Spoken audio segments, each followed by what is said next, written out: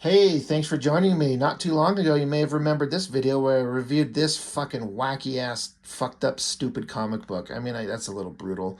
But if you watch the video, there's 10,000 different story points going on. Nothing about, well, not nothing, but almost nothing relating to the X-Men. I was going on about how if you just, like, you knew the X-Men, you'd seen them. There's the guy in the yellow and the black costume with the pointy things, and there's a guy in the blue and yellow costume with the laser eyes. And then there's the chick with the white hair, and she flies and makes lightning bolts. Like, those are superheroes. So I'm gonna pick up X-Men, and you pick up that book, you'd be fucking pissed as shit. What the hell was I reading? Like, it was just insanity. Now I'm reviewing the next issue right now. Now, I'm recording this video on the follow-up before I've even posted this one. So if there's any kind of comments that come out in the video on this one that explain some stuff that help make it make sense, I don't know what they are right now. I can't predict the future. I wish I could. I would not be here. But the follow-up. So, interesting. And, like, I thought this was a great cover by Silvestri, even though it had nothing to do with the guts. This is a Jim Lee drawing.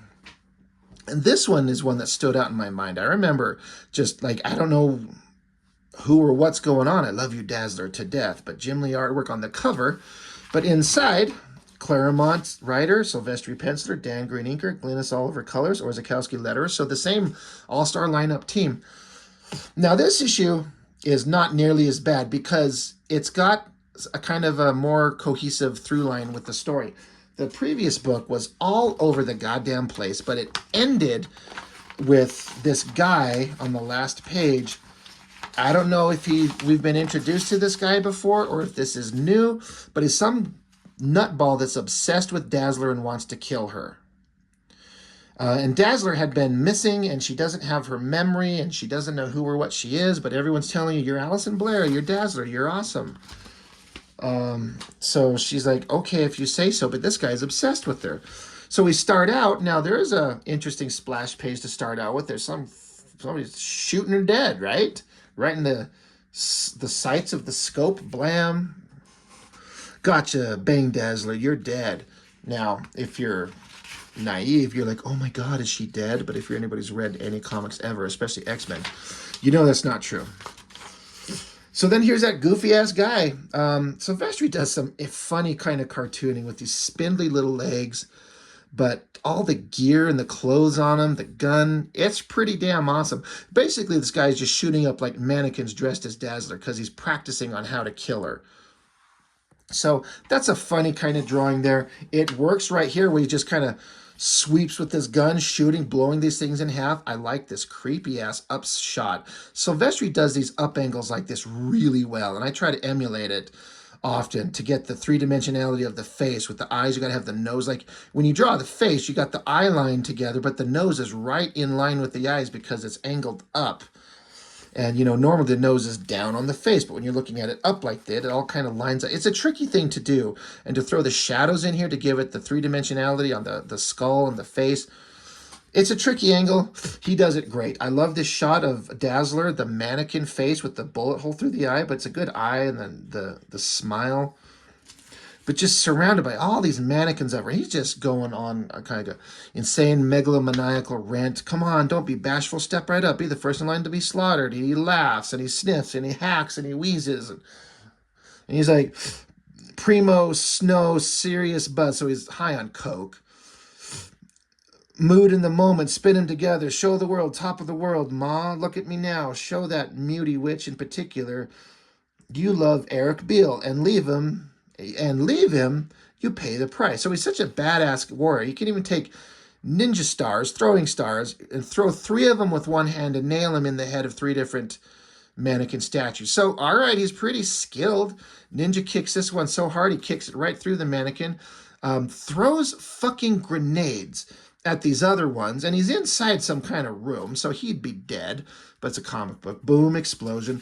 Kind of like the simple little panel explosion and the simple boom sound effect. I don't like sound effects in comics, but that one kind of works. And then he's just, you know, his ranting, this ridiculous Claremont dialogue. Been waiting an age for the chance to do this. Too bad mannequins are only plastic. None of this hurts. I want to see pain, Blondie. I want you to suffer the way I have. So he's walking up to this other version of her, just in some lingerie shit. He's like, why couldn't you understand we were made for each other?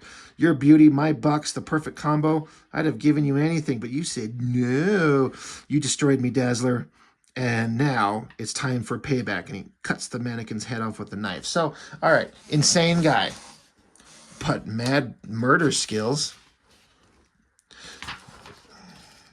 Malibu coast, Malibu, just up the coast. And so there's Dazzler with this guy that she hooked up with who's kind of helping her get her memory back, I guess.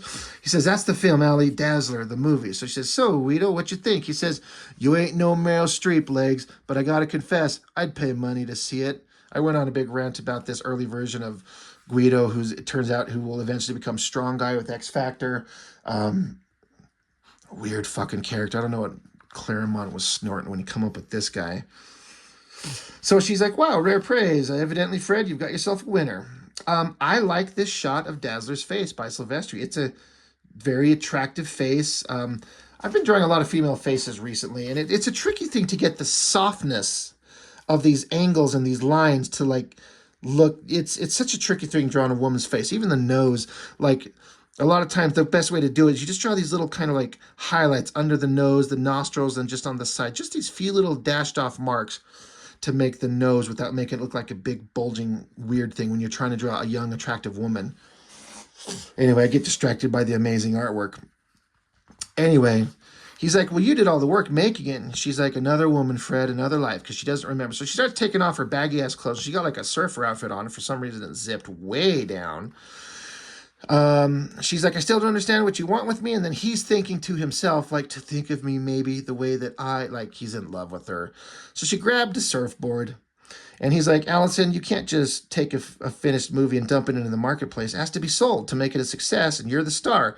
You deserve, and you the star, you both deserve to be. I need your help. Ah, crow. So he's trying to like, hey, we got this movie that you made somehow, some way, at some point, but she doesn't remember. I don't know what the hell is going on. But she's going to go surfing. So Silvestri's going to do us a favor by drawing like a hot girl with, got the curve on the booty. And like I said before, he will lean into this shit in a big way once he gets into Image Comics. And I'm kind of fine with it. But she's going to go surfing. All right. She doesn't know she's being hunted by a crazy man. So, speaking of which, here's a big kind of beat shot as there's text boxes or dialogue balloons coming from some innocuous spot in the middle of the water, but that's her. They're having conversation back and forth, but she gets out here and she's just thinking to herself. She says, when the past is a blank, no memories, I thought I'd just been born a few weeks ago and Guido found me on his beach, and yet to shine like the sun, is that so bad? It's like, she's like, should I become this movie star they're saying I should be? Would it be so awful to do as he asked? What else am I going to do? But what we see is she's on the board as she's having her thoughts out in the middle of the water. In the crosshairs is, what did he call himself? This douchebag, murder asshole, Eric Beale. All right. Eric Allie McBeal got her in the sights, sweating up on this high vantage point. I mean, this is a hell of a shot. And he's saying, yeah, soaring now, warp speed, totally focused, crystal keen, where to place the bullet, decisions, gut shot, so it's slow and agonizing, or a headshot, instant obliteration, smash the face. Yeah, those flawless features. So at this crazy high vantage point on the mountains, way up high. I mean, it's not an impossible shot for a skilled sniper, but we've been shown that he's a good skilled weapon of war, or whatever the fuck he is. Anyway, he's got the bullet or the crosshairs pointed at her head. He pulls the trigger. Bam. Now, as a piece of storytelling, I thought this was really well done. He pulls the trigger, but she just happens to just sit up at that moment, plop, right in the water. Just a simple, quiet little plop in the water. Now, I've never been on the receiving end of a bullet being fired at me and go zinging by me. I imagine you'd hear some kind of subtle, like, through the air. But if you're out in the middle of the ocean and waves are crashing, I don't think you'd probably hear anything. And if you don't happen to see the bullet hit the water, I like the coloring on this great drawing because emphasizes the emotion. He's fucking pissed. She's like, she moved. I missed. He's mad. And I like how the coloring emphasizes his emotional mood. Yellow, rage, anger. He's pissed. And then Guido, finally being interesting, even though I don't understand anything about him, he comes running. He's like, yo, kid, stand and check, yo. And the guy's like, what? He's like, get her out of the water now. He's like, what? Ain't you got ears up on the headland, you maroon? Jesus Christ. A sniper. So he heard it. Now, I would think that dumbass here would have a silencer of some type on his rifle, but I guess not. You can't really tell. It doesn't look like it here. So either it's a really loud shot and Guido heard it, or he's got great super hearing. But anyway, Dazzler's out. She's catching the tube, right? You know? So he's taking shots at her, but he can't, or he's going to take shots at her. He can't hit her. How can I kill her if she won't hold still? So Guido's yelling at her, Allie, like, get out of the waves. She can't hear you, Guido. It's over the waves. She's a sitting duck. So the guy fires again. Now, I think this was an awesome scene. Right at the top of the wave, she flips off it, but the board snaps from the bullet shot. Pow! And she's like, my surfboard. He's like, heck to this. Switch over to full auto. Pop the whole box of caps her way. Bound to score. God, that sounds such like Claremont dialogue. It becomes kind of silly. But it's so ingrained in my brain, like, this is how X-Men talk. And when I mean X-Men, I mean anybody in an X-Men book. But anyway, he's like, you know what? I can't hit her with a single shot. I'm just going to go full auto and unload on her. So he gets in the scope. And in all this time of having this conversation with himself, sending a bullet to snap her board, switching over to full auto, and then getting back on the scope and aiming at her, he happens to catch her. She's still floating in the air. This all would have been happened in less than a second. But he's got the scope on her, and she's like, oh, she sees me. She's going to zap me with her finger, except she's a mutie. Maybe she can. So he pulls the trigger. She fires at the same time, and her laser moves at the speed of light right up the barrel and blows the gun up in his face. And then she crashes down into the water. So the kind of storytelling beats in these scenes I kind of liked, even though there's like a pause in time right here. But it's a comic book. I mean, I guess we just forgive that. Kind of interesting, but she can now use her powers even though she doesn't have her memory. And she's so good with it, she can send a laser bolt right up the barrel of a gun from half a mile away. Okay, but I guess she's unconscious or something in the water. So the guy gets in there and pulls her out. They drag her out of the water. Someone's trying to kill you. We got to get out of the way. There's a shooter trying to get you, and she's just like, it's kind of smiling like it's all fine. There's some homicidal lunatic after you. And she's like, well, we better make things easy for him. The better to flush him out into the open where I can deal with them.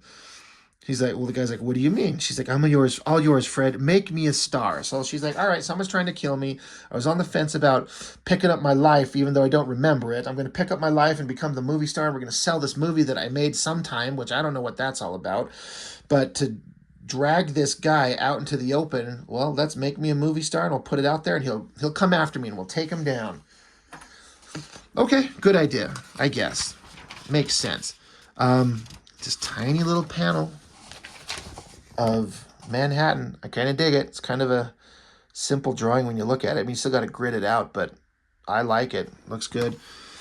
We're back with Peter Nicholas, the Colossus without a memory. He's in his He's in his loft. The Soho loft that's home to a young artist who used to be the X-Men's armored mainstay Colossus. And now, with no memory of his former life, he calls himself Peter Nicholas. He's back here. How many times have I paced back and forth across this blasted room? The images in my head won't focus. To the point I can't put them down on paper. So he's been doing all these paintings, I guess, of this hot girl that he's been tracking down, which went on in the last issue, which made no sense. I don't know who she is, why he's focused on her, why he's hyper focused on this hot girl, and then at that same moment, while he's hyper focused on her, down on the ground somewhere, right near him, this hot girl was explained like she's on the billboard. She's one of People magazine's hottest women of the world or whatever, but she just happens to be running around, and so she's running away from these street thugs. So she tries to kick at him. He ducks under it and tackles her. They've got her down on the ground, and they're gonna kill her, I guess. So what is going on? Who is this? Like, this doesn't make any sense. You'd be so lost. I do have to point out these panels right here are so important to me because way back in the day when I was reading these comics at this time, this is 1990. So I'm 13 years old or whatever, and I just started drawing comics, and I started drawing my first comic ever, and I had a scene in the book where I had some awesome hero. There's a combination of Punisher and Wolverine, and there was some hot girl that he knew, and she got mugged, and I just copied these images in my own horribly drawn comic, like as closely as I could. This girl, the guy, the kick, the diving at her, the holding her down. I copied these, and I didn't remember that until I just flipped this open to kind of revisit this thing. I'm like, holy shit. I completely ripped off this scene, not knowing how to draw anything. And as a 13-year-old kid, I'm like, I don't know how to draw, so I'm just going to draw these. That's how we all start. Anyway, random tangent, but young artist me stole the hell out of these. But ridiculous story continues as, there's No Memory Colossus shows up with a baseball bat, hits a home run on the guy's jaw, telling everyone to get back. He's going to protect this girl. He's hyper-focused on her, and he just happens to save her from a mugging. God damn, he's heroic. But then he looks at these thugs, these criminals that are tackling her, and they're all wearing, like, Halloween-type masks of the X-Men. Like, what? And then one of them takes one of these weighted metal things, like I don't know what the hell they're called, to the skull and smacks him on the ground. And then out of the blue in the overhead comes jumping down this character, whoever the fuck it is from the previous book in this outfit. I don't know who this, I guess a guy is, jumps down here and he says, I've met the X-Men. I know the X-Men. My friends, you aren't even close. And so one of these thugs says, takes more than a costume to phase us, meat. God damn, that is Claremont dialogue. Big talk. You got toys? Use them. So they all try to beat the shit out of... Again, I can't tell if this is a man or a woman. I'm not trying to be ridiculous. Looks like a dude here, but this is like a female kind of lower torso and a female face. I don't know who this is. Somebody please tell me. Who the hell is this character? But is it... No, I'm not even going to guess. I want somebody to tell me. All right, I'm going to say who I thought it was. I know at some point in these books, Lorna Dane showed up. Was Polaris, but there was some part, I think, if I remember correctly, where she got some kind of weird alteration on her powers, or she was super tall and super muscular, super strong, like She-Hulk-ish. And then she ended up being back on X Factor, and she's got Magneto powers. It's so convoluted. Try to make sense of X-Men comics. You just can't. Is that her here? Because she could take a beating, and she's super muscular. I assume this is a girl. I don't know what's going on. Somebody help me, please. Anyway, they try to beat her up. It doesn't work, so they all run off. They're like, Peter's all right. Of course, Peter picks up the Colossus mask, of course. They're like, the gang all wore masks. Was their attack coincidence? The latest outbreak of urban violence? And why choose the X-Men as their models? One band of outlaws copying another? That's Colossus. And real Colossus is like, I know, but he's dead, Phil, and his team. They can't help us anymore, so he crushes it. Yeah, so, poor Colossus doesn't have his memories. I don't know what's going on. Anyway, back with Dazzler. So I guess they're getting her into a movie studio, and they're trying to... Like, hey, she's back. We got a movie to sell. So, they're getting their plan into action. And, of course, they're on a movie set, some kind of Western movie set. And then the bad guy, this murder guy, master murder guy, Eric, right? I can't remember his name because he's so unmemorable. Eric Beale. He's there, and he shows up, and he points a gun at her. But, of course, now it's funny. It's a funny comic because they're on a movie set, and so all the stagehands are like, oh, wait, hey, you're an extra. You're totally wrong prop, totally wrong costume. Have they no brains at all in casting? So they grab him and start pulling his clothes off him and dress him into a ridiculous movie-era stupid cowboy costume. Because that's how these things would go. And they're like, all right, sound, rolling, camera, speed, action, boom. Somebody socks him right in the fucking face, knocks his hat off his head. So, it's funny. They're on a movie set, and the movie hijinks stopped her from getting killed.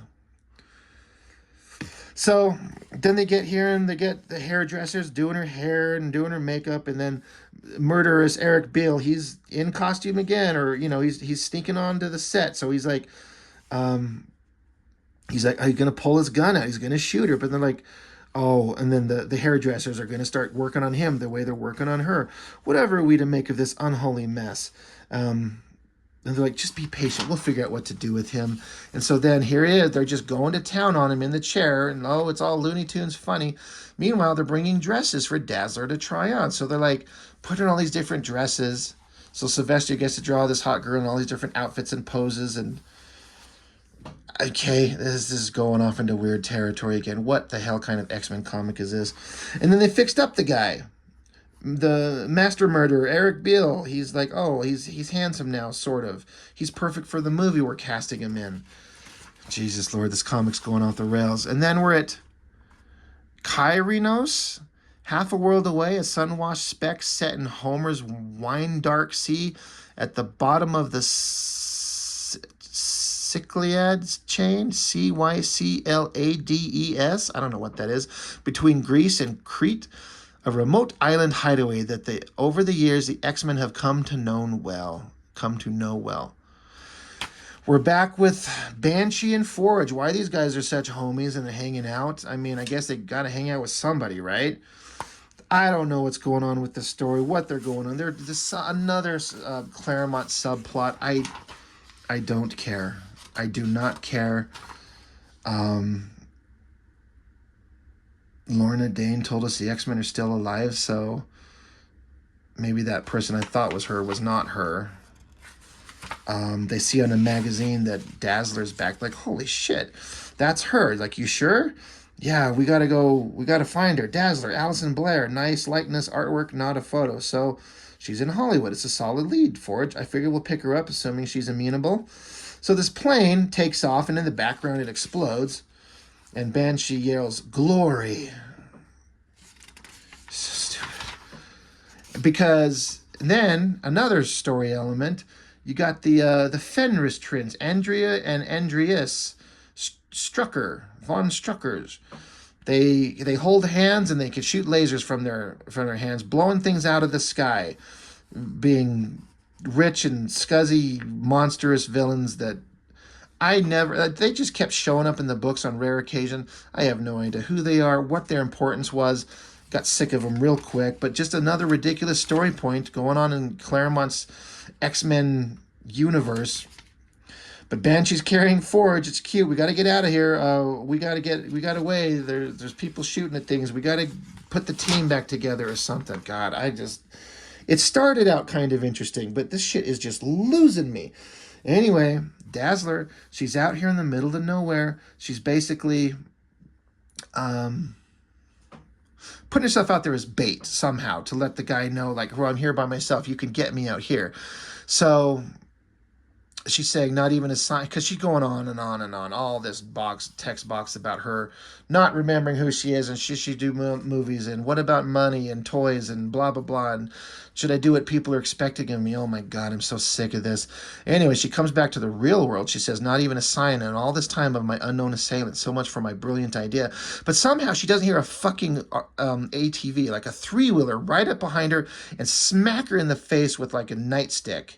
Knocks her ass unconscious. She couldn't hear this thing coming? Who writes this shit? Oh, yeah. Not too shabby, but wait till you wake up, honey bunch. Then you'll see some primo stars. Meanwhile, the world premiere of the Dazzler movie, and I don't know who all these people are. I don't know if it matters. It's not supposed to be anybody, but the guy that was helping her take care of her, he's looking at his watch because Dazzler hasn't shown up. Oh, meanwhile, there's the guy. He's like, oh, poor bunny. Bet you're wondering where your baby doll is, eh, Stanachek? This guy? Why, she went and let you down when you needed her most? You creep. That's what the muty witch does best. I'm telling you, I don't know what the hell's going on. But he's got her back in his, like, murder room of all these dismembered mannequins. And he's just going on, like, I don't know what the hell Claremont was interested in with this guy and his weird way of speaking.